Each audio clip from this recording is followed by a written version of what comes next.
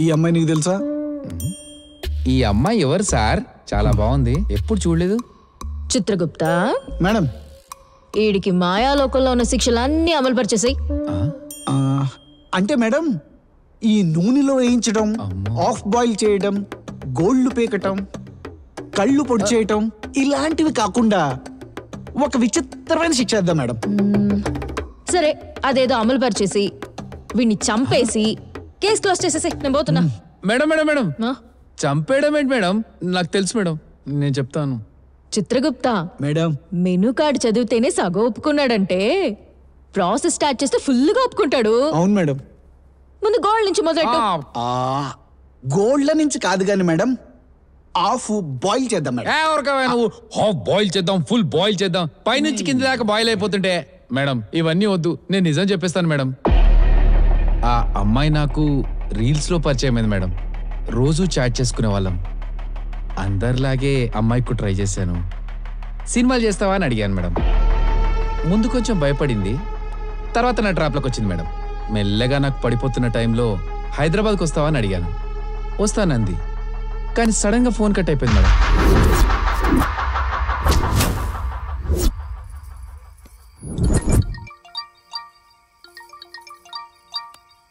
ఇతను ఫోన్ చేస్తున్నాడేంటి? Phone cut చేసిందేంటి? దీనమ్మ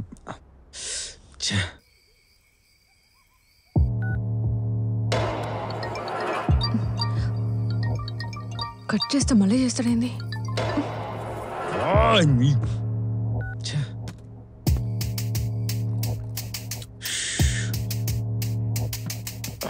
ఎందుకు ఫోన్ ఎత్తట్లేదు?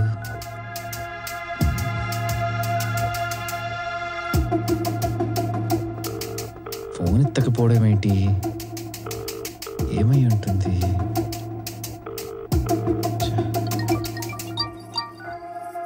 హలో హలో మేడం, ఏమైపోయారు మీరు?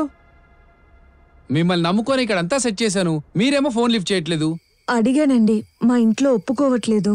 అదేంటండి అలా మాట్లాడతారు? ఇక్కడ డైరెక్టర్ ఏవిఎస్సి చౌదరి గారితో అన్ని మాట్లాడి సెట్ చేసి పెట్టాను. ఇంకో 2 రోజుల్లో షూటింగ్.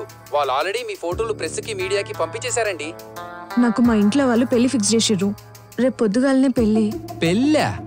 అవునండి. పెళ్లిదేముంది మేడం, మీరు ఎప్పుడైనా చేసుకోవచ్చు.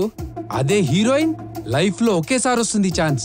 మీరు స్టార్ అయితే స్టార్ హోటల్లో పెద్ద పెద్ద స్టార్స్ మధ్యలో చేసుకోవచ్చు. మీ పెళ్లికి స్టార్లందరూ వస్తారండి. అట్లా కాదండి.